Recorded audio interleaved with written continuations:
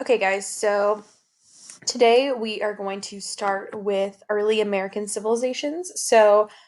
We've talked a lot about a lot of early ancient civilizations back in Unit 1. And so we are going to do the same thing, but we're going to shift gears to the Americas. So we are in the Americas now after the discovery of the Americas. But before we get into Spanish colonization and things like that, I want to talk about a lot of the early cultures that were present in those areas. So we're not going to Northern America, we're more so going to Central America and South America. So the notes that you are going to need for today are the ones that look like this. We're going to be doing these in sections during this whole time. We're going to start with the Maya today. So we're only going to really fill out this like first little section here. And we'll stop before we get to the Aztecs here. So we're not going to do too much today. It's going to be pretty quick, but we're going to break it down into sections. So go ahead and pull up your guided notes, and I am going to shift gears here to the PowerPoint. So you can obviously copy down if you are looking at the PowerPoint and watching the video. However you want to do this, if you want to pull up the PowerPoint for yourself, whatever it is that you want to do, but you listen to these notes for the explanation here. All right, so we are again going to early American civilization. So before we get into the major civilizations in the Maya that we're going to talk about today, let's talk about the Olmec and the Zapotec, or a lot of these early cultures in the Americas. Really, for you guys, we're only going to talk about these cultures in reference to how they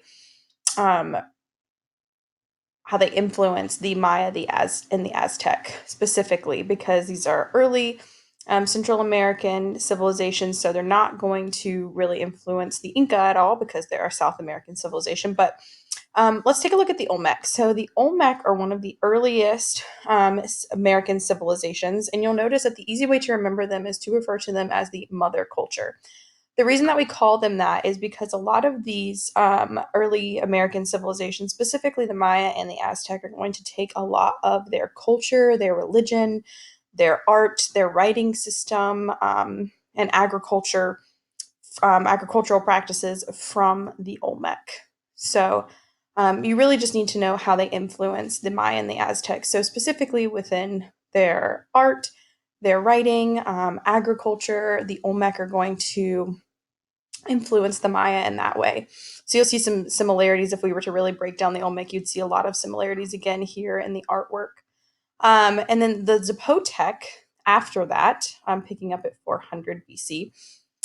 They are going to influence the Maya and the Aztec, most specifically in their architectural techniques. So when we look at the Maya and the Aztec, we'll talk a lot about their ziggurats, or their pyramid structures here. So the stair-step pyramids, which we've seen actually in other ancient civilizations, when we looked at Mesopotamia, they had similar structures as well, similar ziggurats.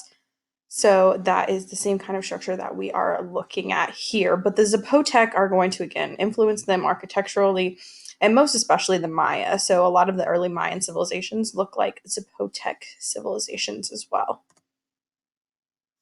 Okay, so when we look at the Maya, their civilization is actually much older than this, obviously 250 to the 1500s. We're going to consider this really the height of the civilization.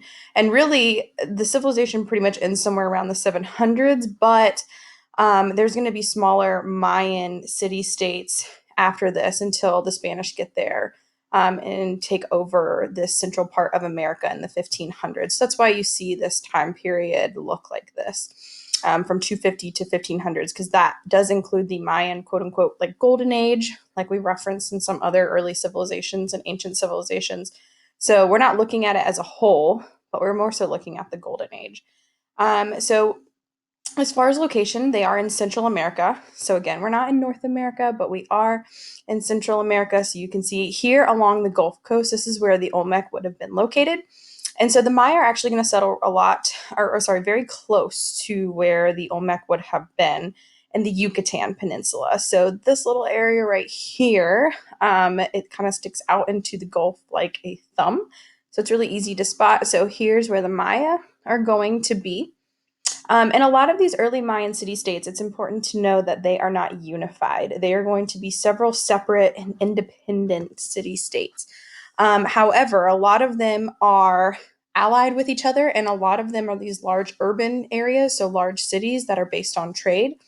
And so a lot of them are going to have alliances, and a lot of them are going to trade with one another. That's why you see the extensive trade. And they're also very skilled in farming as well. So these are going to be the things that fuel their economy, specifically during this time period of their golden age.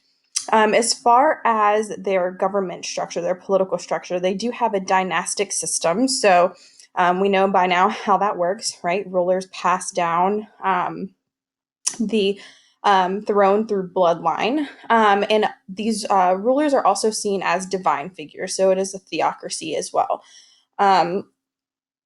And they are worshipped as godlike figures. So it would have passed down to their eldest son in their bloodline, unless something would have happened to them, and sometimes females as well. So the dynastics, we don't necessarily see the the dynastic cycle, but we see that it does pass down through the bloodline to the heir, or the oldest male heir. All right, so a little bit about Mayan culture. So in Mayan life, as far as religion, I think I mentioned a second ago that they were polytheistic. So they believe in many gods, not just one. So gods that serve different functions. Again, really similar to these other early civilizations that we talked about in Unit 1, where the gods would represent, different natural phenomena that they would have been familiar with. And one thing about the Maya that people specifically remember is that they do practice human sacrifice.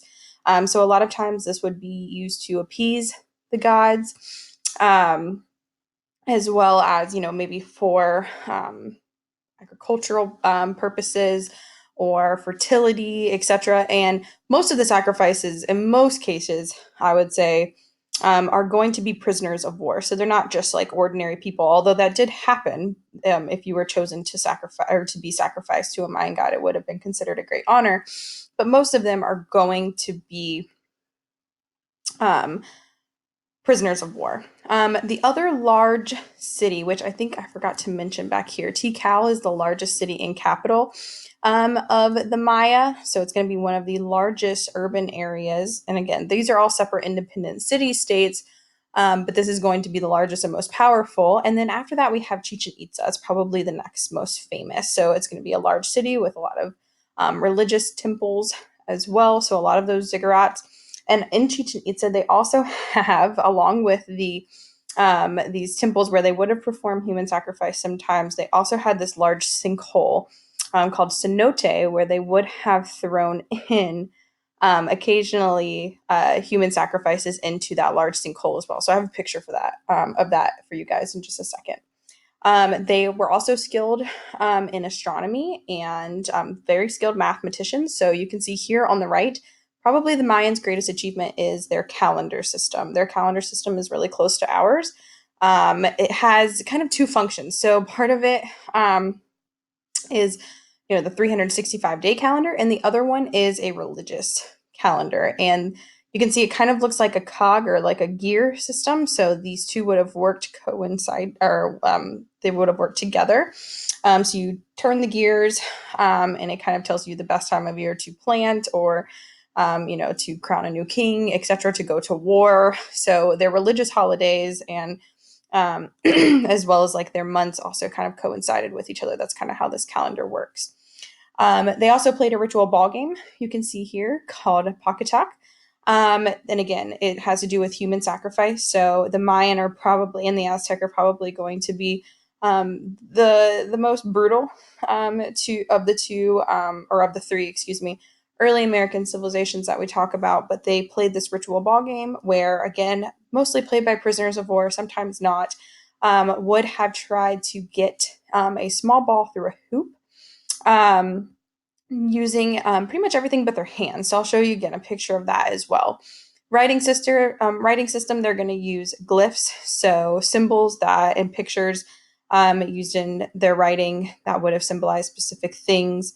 And a lot of these, and they would have been used to record their history. And a lot of their history was recorded in what's called a codex, which is a bark paper book. We only have a few of these remaining. But other writings that we have are also the Mayan creation story is Popova. So we do have a couple of these preserved, but we do know that they used the writing system or glyphs or pictures that would have represented certain things. So as far as the decline for the Mayan, we're not really sure. Historians really debate what happened to the Mayan. Perhaps it was war that then disrupted trade and their economy, and kind of the whole civilization just fell apart. It could have been disease, famine, etc., any of those things. And so there's really no evidence to suggest really like more so one thing or the other. So historians aren't really sure, but we just know that there was a decline around the 700s. And I'm not talking about a total decline where the Mayans just ceased to exist altogether, but mostly after the 700s, the Mayans exist in much smaller and weaker city states. So by the time that the Spanish get there in the 1500s and discover this part of Central America, they're going to discover the Maya in a much weaker sense. They're not unified, again, much smaller, weaker city states than what we would see at the height of Mayan culture. So again, we said it started around 250 to 1500. We know that the height of the civilization is from 250 to 700 till it's vanished. And then we have smaller, weaker city states in existence until the Spanish get there in the 1500s. All right, so this is that ritual ball court in Chichen Itza that I was talking about, that ritual ball game that they would have played. And so you can kind of see the two hoops here that they would have used. And so they would have used a rubber ball. And I'm not talking about like a soft, nice rubber ball that you would find today. Rubber back then was made, or it's still made from a tree, but much harder. So the ball is not very necessarily nice to kick and move around, if you will. So no hands, but you can pretty much use all your other limbs to get the ball through this hoop. And the losing team was typically sacrificed. So you can see this guy. This is a modern ball player. A lot of this is actually coming back. There's a lot of people actually playing this game in modern times. It's very interesting. And this is the giant sinkhole in Chichen Itza as well, cenote, where obviously these steps were installed later on. But when it came to human sacrifice, they would have thrown, some of the sacrifices down into this giant sinkhole, again, to appease the gods for whatever reason, most time prisoners of war. And then these are some examples of their glyphs. So again, like representing symbols or pictures representing certain things. That's what the glyphs are. And you can also see their ziggurats here again, reflecting some of the Olmec influences there. Again, these are ziggurats, and so you can see they're stair-step pyramids. But this is what a lot of the buildings in the Mayan civilization looked like. So you can still visit these today. These are still standing. All right, so this is where we're going to stop, and we will pick up with the Aztec next time.